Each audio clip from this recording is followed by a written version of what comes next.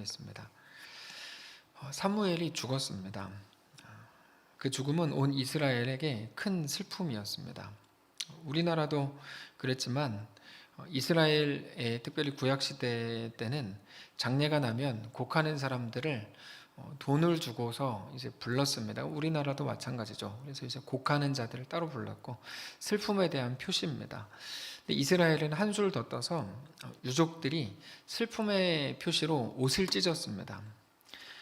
30세 이상의 남자들은 다 그 앞에서 이제 옷을 찢었고 미성년자들은 어른들이 이제 찢어줬습니다.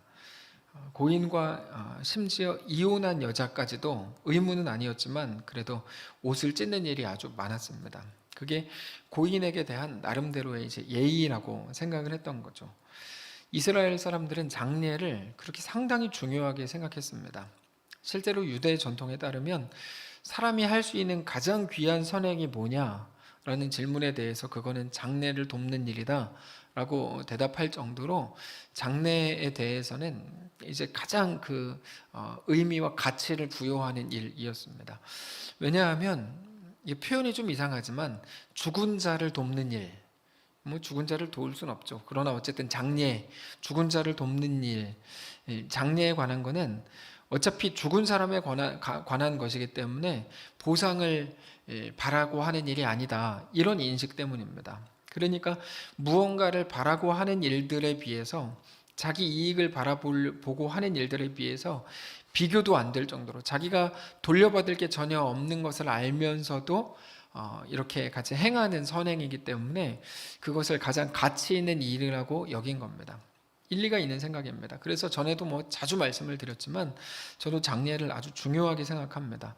지금은 코로나 때문에 임시적으로 우리가 힘든 부분이 있지만 교회에서도 장례가 나면 가능한 한 이제 많은 분들을 참여해 주셔야 되고 위로해 주셔야 됩니다.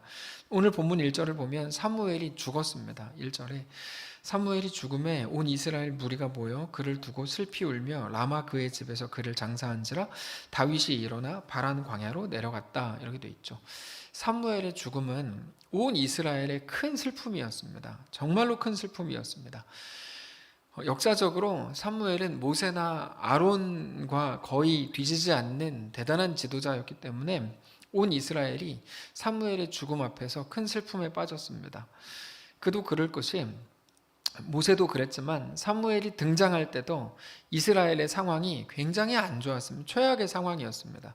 모세 때는 애굽 400년 이상을 이제 노예로 살았으니까 워낙 최악이었고 사무엘이 등장하기 전에도 이스라엘 영적 상태가 거의 최악의 상태였습니다.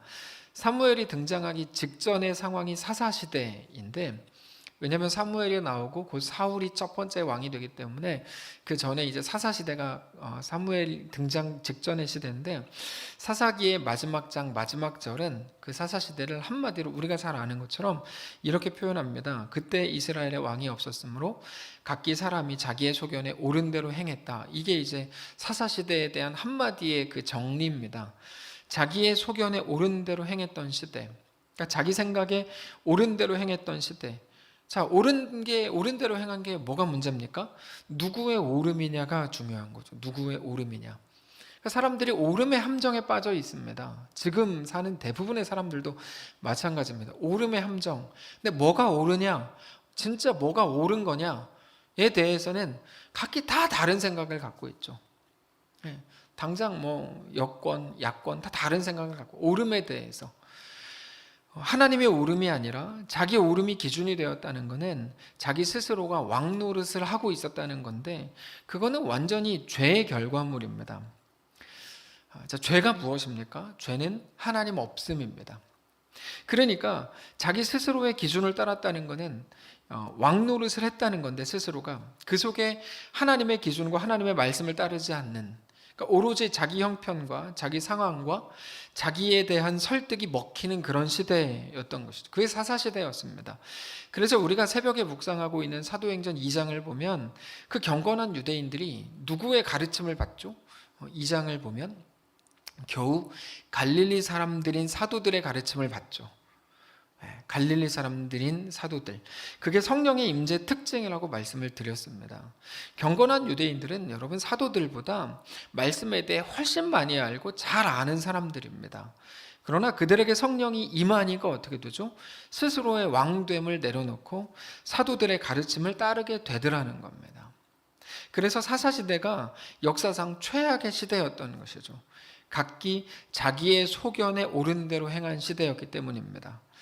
온전한 기준은 없이 오로지 다른 사람의 말과 판단과 소문이 자기 기준이 되고, 지금 시대랑 너무 비슷하죠. 이런 일이 있었대. 만약에 이번 주에 카톡으로 저에 대한 흉흉한 소문이 쫙 퍼지면 완전히 저한테 칼 들고 쫓아올걸요?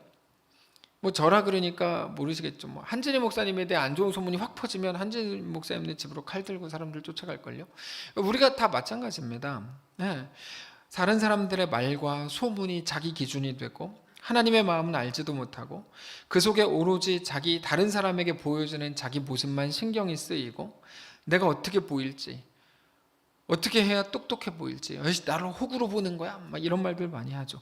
어떻게 해야 무시 안 당할지, 어떻게 해야 인정받을지, 어떻게 해야 박수 받을지, 늘 그것만 생각하는 겁니다. 이게 사사시대죠. 늘 그걸로 꽉 차 있는 거야.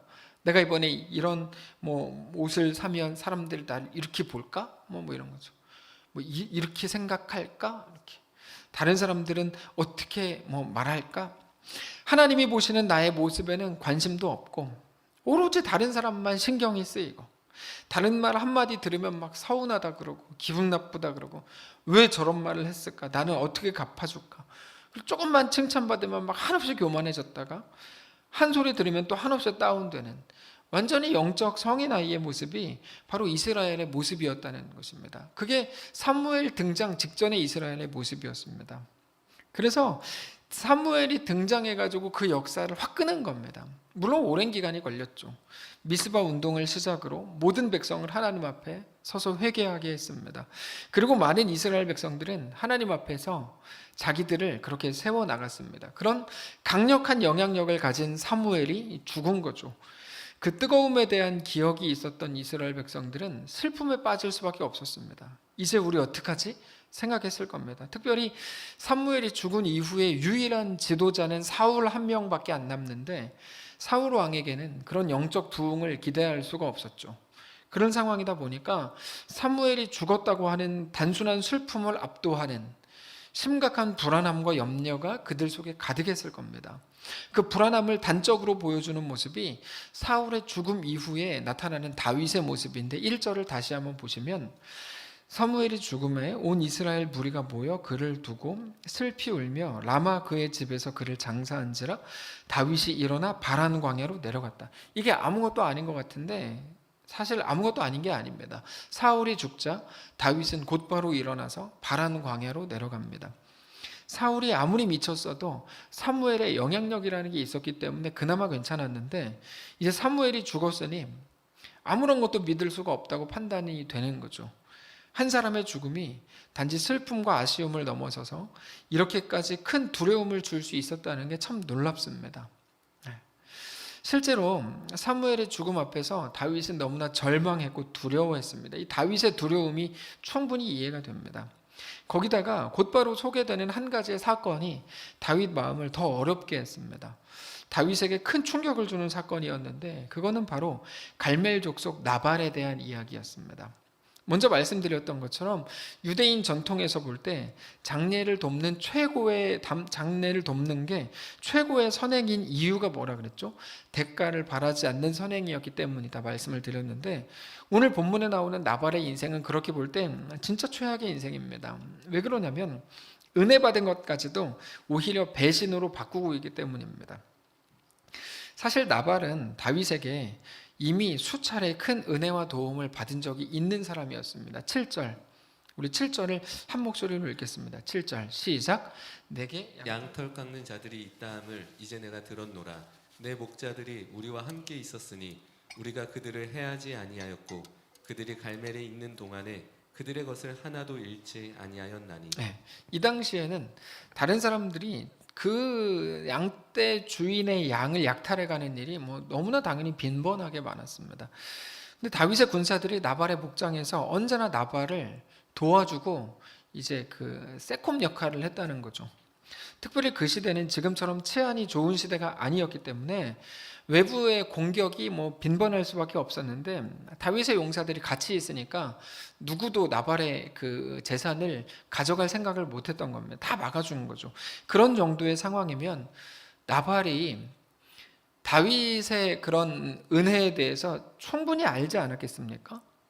또 그런 서로의 상황이라면 다윗 입장에서도 충분히 나발에게 당당하게 도움을 요청할 수 있습니다. 당연하죠. 사무엘이 죽은 것 때문에 사울이 어떻게 할지 모르고 여러 가지 두려움과 어려움에 빠진 다윗 입장으로서 나발에게 도움을 충분히 요청할 수 있습니다. 나발을 찾아갔을 때도 다윗은 신신당부하면서 공손하게 해라, 정중하게 해라 이렇게 이제 계속 이야기합니다. 5절을 보시면 다윗이 이에 소년 10명을 보내며 그 소년들에게 이르되 너희는 갈멜로 올라가 나발에게 이르러 내 이름으로 그에게 문안하고 그 부하게 사는 자에게 이르기를 나발이죠. 너는 평강하라. 네 집도 평강하라. 네 모든 소유의 모든 것도 평강하라. 그러니까 다윗이 어떤 사람인지 이름만 대면 뭐 나발은 당연히 알고 있죠. 다윗에 대해서. 그래서 다윗의 이름을 대고 문안하라 이렇게 하는 거야. 그러면서 평안을 선포하고 축복한 다음에 공손하게 인사를 하고 도움을 요청하라는 거죠. 근데 곧바로 이어지는 나발의 태도를 보면 좀 기가 막힙니다.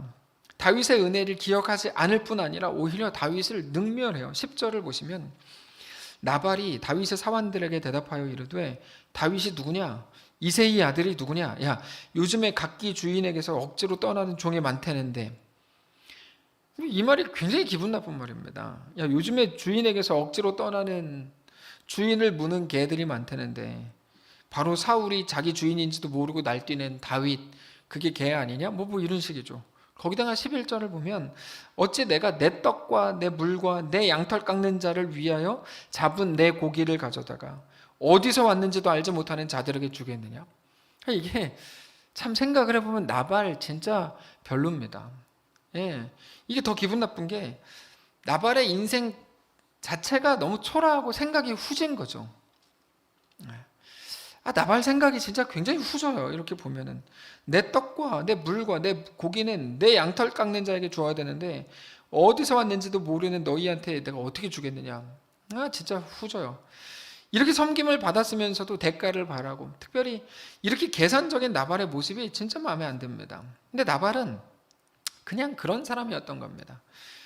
근데 그거는 우리가 이 말 한마디로 오해하는 게 아니라 나발의 인생 자체가 그랬습니다. 나발이라는 이름 자체가 어리석은 자라는 뜻입니다. 어리석은 자, 미련한 자 이런 뜻인데 이게 뭐 진짜 이름이었겠습니까? 아마 나발의 인생을 아는 사람들이 붙여준 별명이었을 가능성이 상당히 높습니다.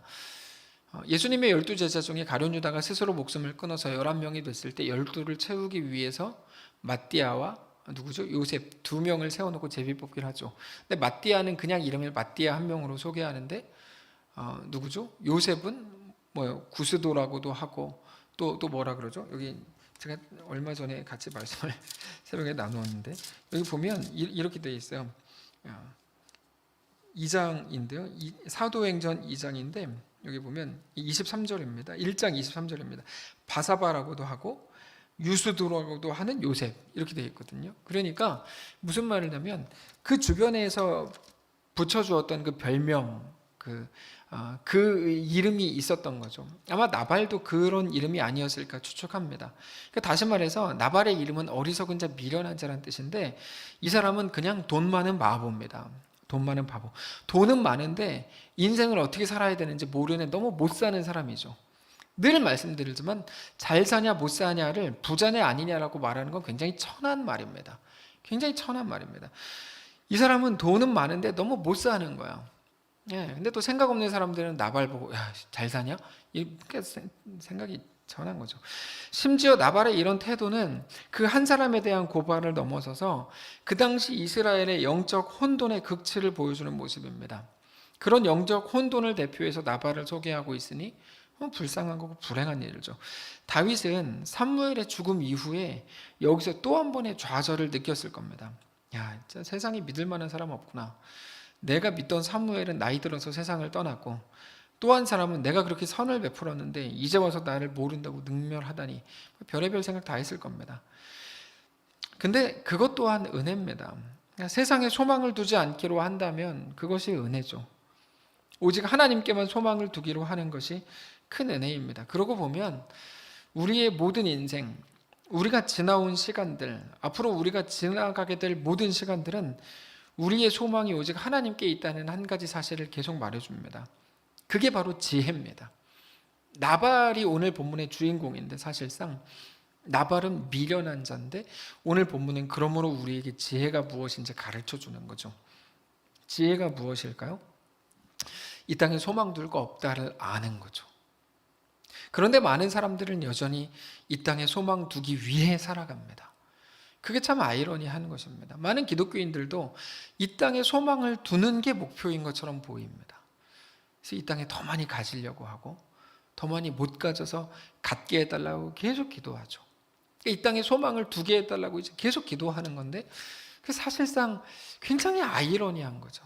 굉장히 아이러니한 겁니다. 그러니까 초대교회 성도들과는 완전히 다른 신앙 형태를 지금 2021년에 한국교회 성도들이 하고 있다는 사실은 굉장히 안타까운 일입니다.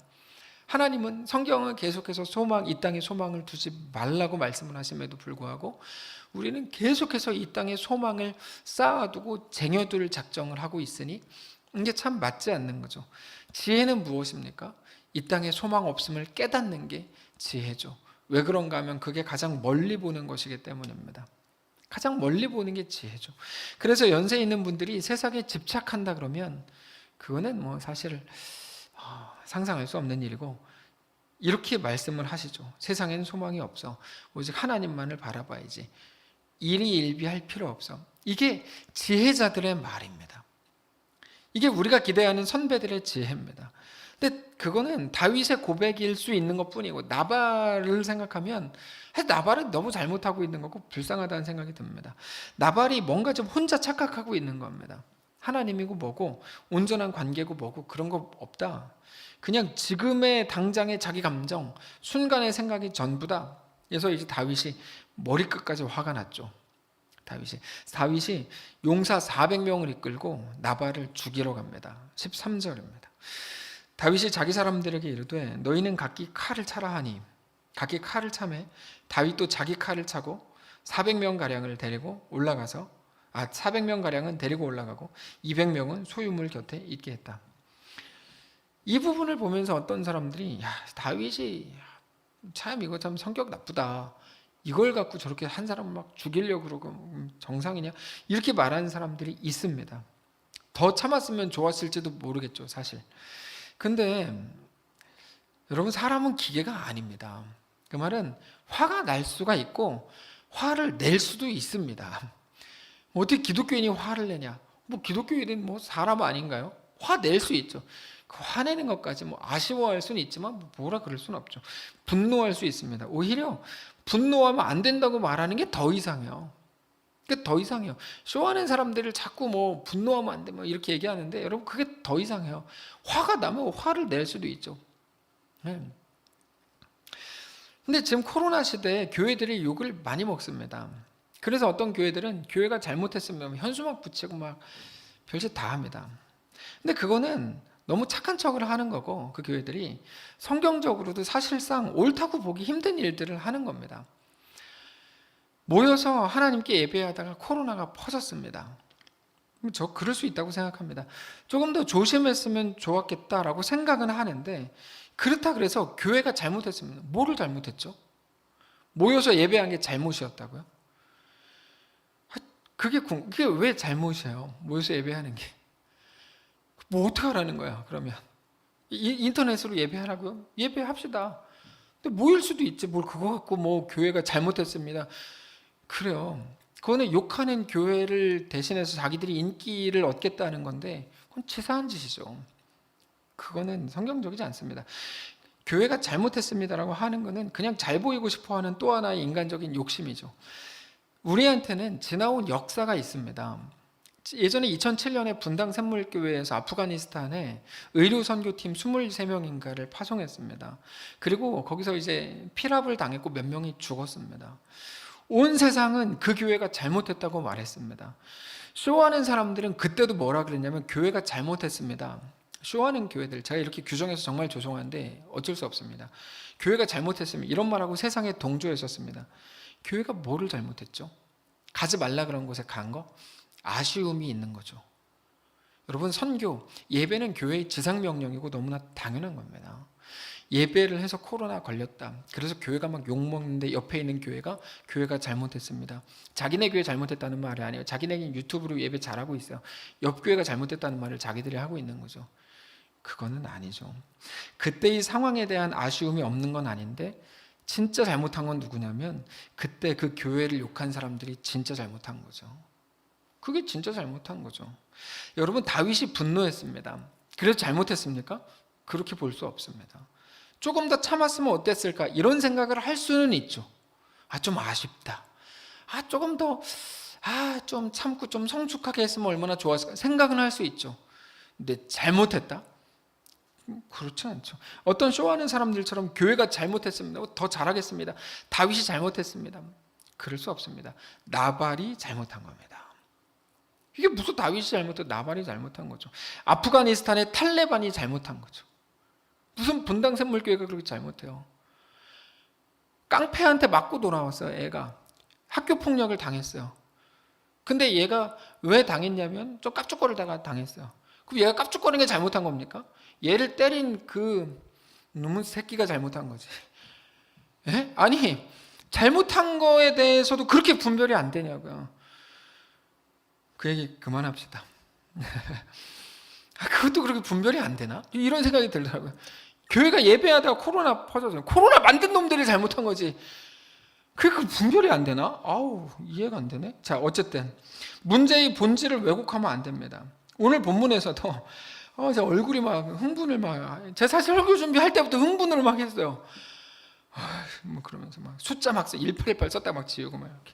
오늘 본문에서도 하나님께서 말씀하시려는 것은 다윗의 태도가 아니라 나발의 어리석음입니다. 나발의 어리석음이라고요. 나발의 어리석음은 딱 하나입니다. 당장 눈앞에 이익에 가려서 한 치 앞도 보지 못하고 있는 그것이죠. 그거 멀리 보는 게 지혜입니다. 그렇게 볼 때 나발은 자기 이익에 빠져서 자기가 뭐를 하는지도 모르고 있었습니다.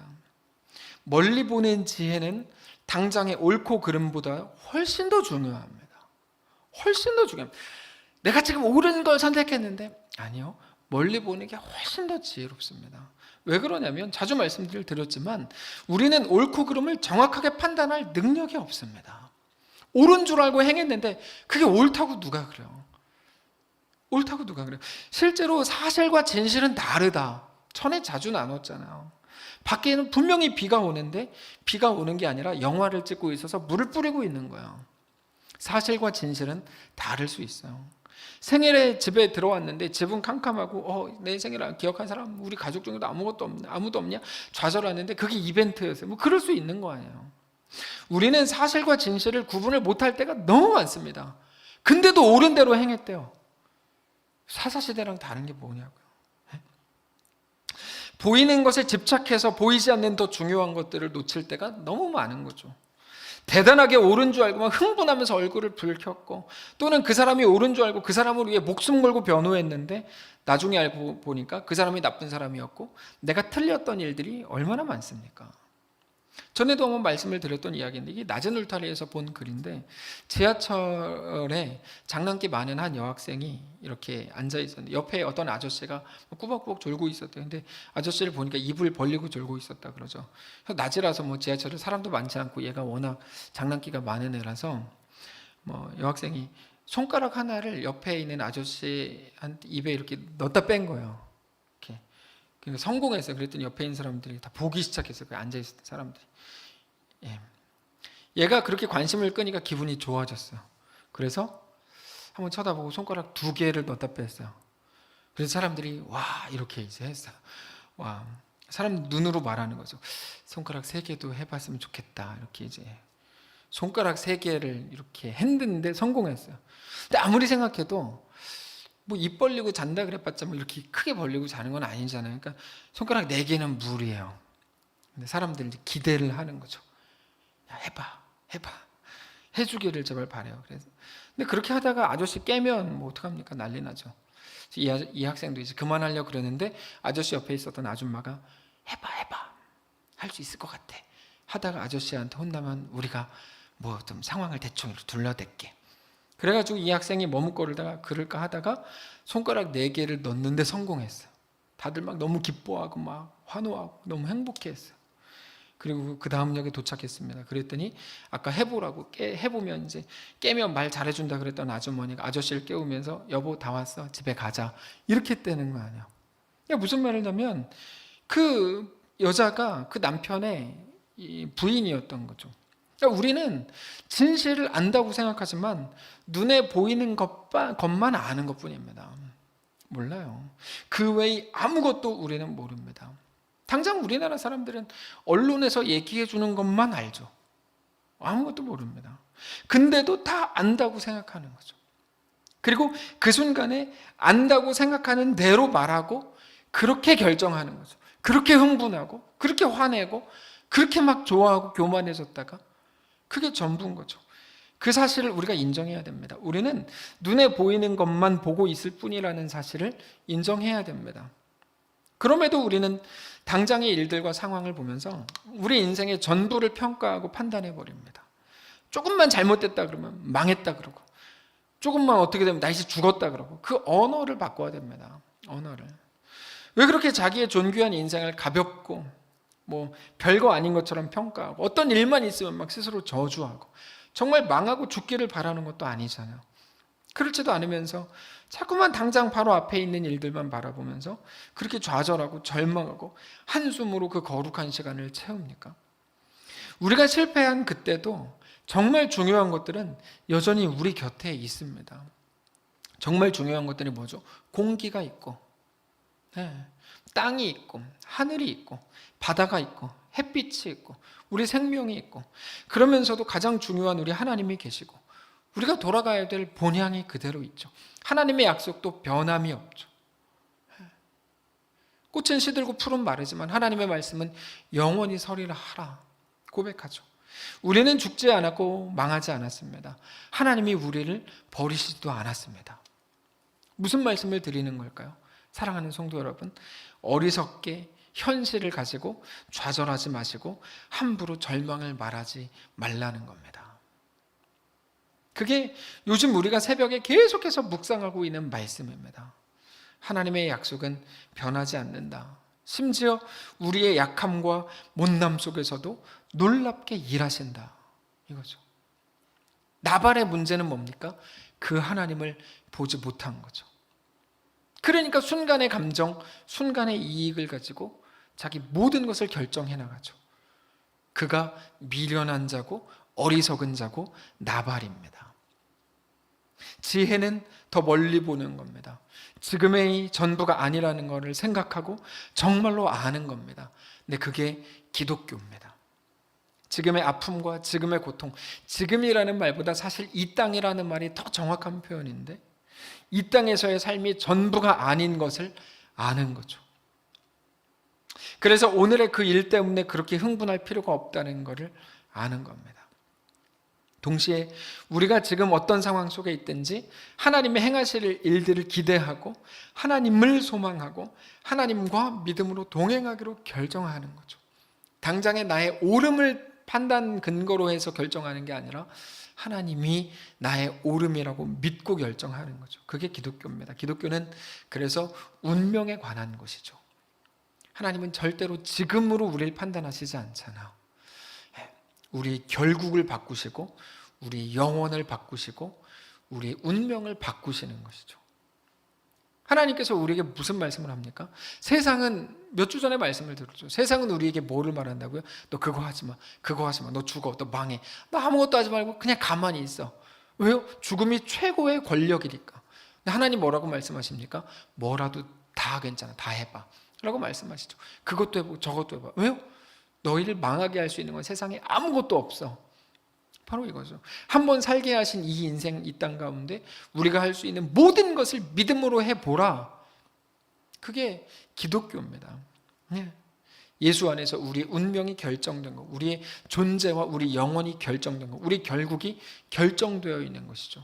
사망이 우리의 결국이었는데 사망을 이기신 예수 그리스도의 생명과 그 영원이 우리의 결국이 된 것이 기독교이죠. 하나님이 예수 안에서 우리의 삶과 우리 운명과 우리 결국을 완전히 바꾸셨다는 것을 알고 믿는 것, 그것이 예수를 믿는 겁니다. 사랑하는 성도 여러분, 말씀을 정리하겠습니다. 예수를 믿으시기를 바랍니다. 예수를 믿지 않으면요, 지난주에 말씀드린 것처럼 어떤 대단하고 가치 있고 소중하고 인정받는 모든 것을 다 가졌다 그래도 아무 쓸데 없습니다. 왜요? 그 끝은 결국 사망이니까요. 그러나 우리가 예수를 믿는다면, 예수 안에서 모든 일을, 우리의 운명을 결정하신 하나님을 믿는다면, 그것들보다 부족해도 연약해도 가치 없어 보여도 우리의 끝은 영원한 생명인 것을 믿으시기 바랍니다. 그렇게 늘 이 땅이 아닌, 어리석은 자, 미련한 자가 아닌, 나발이 아닌 하나님 나라를 바라보고 늘 하나님 나라를 소망하고 우리의 영원한 본향 저 천국을 바라보시기를 바랍니다. 그게 이 땅에서도 우리로 하여금 천국을 살게 하는 진정한 지혜가 될 것입니다.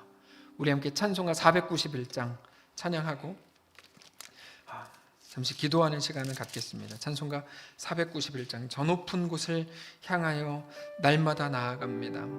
내 뜻과 정성 모아서 날마다 기도합니다. 함께 찬양하겠습니다.